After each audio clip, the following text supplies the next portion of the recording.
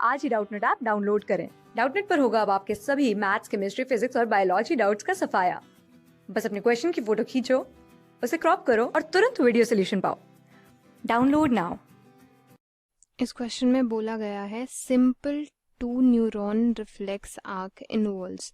अगर यहाँ पर बात करें रिफ्लेक्स आर्क की, तो रिफ्लेक्स आर्क होता है वो ट्रांसमिशन पाथवे जो बनाता है path for the transmission of the impulse of reflex action.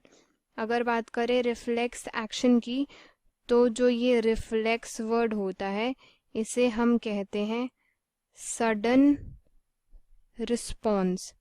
और जो ये सडन रिस्पॉन्स होता है ये जेनरेट होता है टूवर्ड्स अ स्टिमुलस।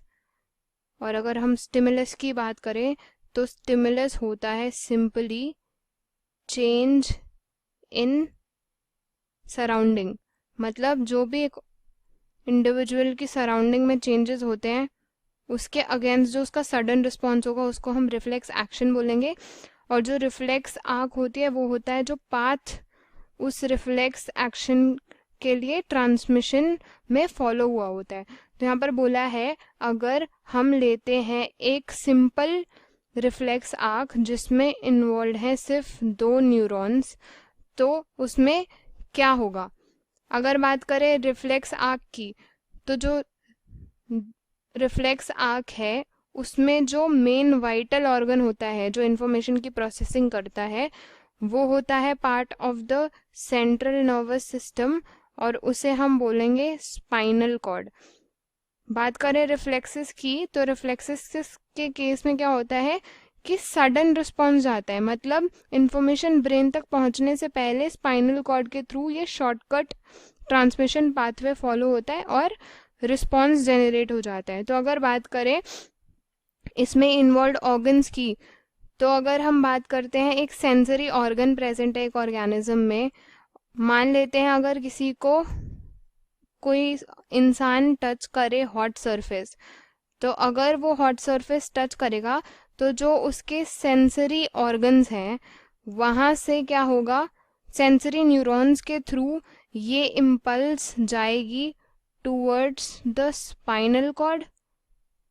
तो हम कहेंगे कि इम्पल्स का जो ट्रांसमिशन हुआ है वो हुआ है सेंसरी ऑर्गन से स्पाइनल कॉर्ड में, और ये होगा through the sensory neurons. Sensory neurons क्या करते हैं, वो ट्रांसमिशन कराएंगे from the sensory organ to the central nervous system, और फिर यहाँ ये जो स्पाइनल कॉर्ड है इससे जेनरेट होगा रिस्पॉन्स और वो जाएगा टू द इफेक्टर ऑर्गन।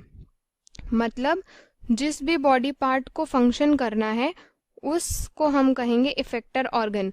तो जो ये स्पाइनल कॉर्ड है इफेक्टर ऑर्गन को भेजेगी मैसेज, तो ये जो रिस्पॉन्स है सडन रिस्पॉन्स ये हो जाएगा जेनरेट, और ये होता है विद इन माइक्रो सेकेंड्स।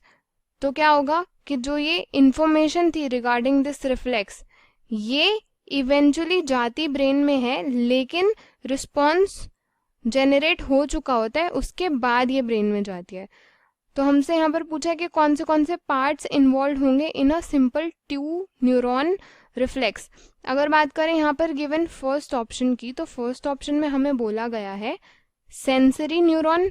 हमने डिस्कस किया कि सेंसरी न्यूरॉन्स इन्वॉल्व होंगे, तो हम कह सकते हैं कि ऑप्शन ए करेक्ट है, वो हमारा आंसर हो सकता है। अगर बात करें ऑप्शन नंबर बी की, तो ऑप्शन बी में बोला गया है स्पाइनल कॉर्ड, वो है मेन सेंटर जो इन्वॉल्व है, तो हम कहेंगे कि ऑप्शन बी भी हमारा आंसर हो सकता है। अगर बात करें ऑप्शन सी की, तो हमें गिवन है इफेक्टर न्यूरॉन। हमने देखा था कि जो इफेक्टर ऑर्गन्स हैं वहां तक जो इम्पल्स जाएगी वो जाएगी with the help of effector neurons. तो हम कहेंगे कि इस केस में इफेक्टर न्यूरॉन्स भी इन्वॉल्व होंगे, तो हम बोलेंगे कि ऑप्शन सी भी है करेक्ट। अगर बात करें ऑप्शन डी की, तो हमें बोला गया है ऑल ऑफ दिस।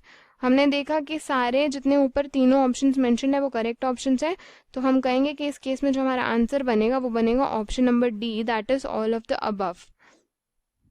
क्लास 6 से 12 से लेके नीट, IIT, JEE मेंस और एडवांस के लेवल तक 10 मिलियन से ज्यादा स्टूडेंट्स का भरोसा।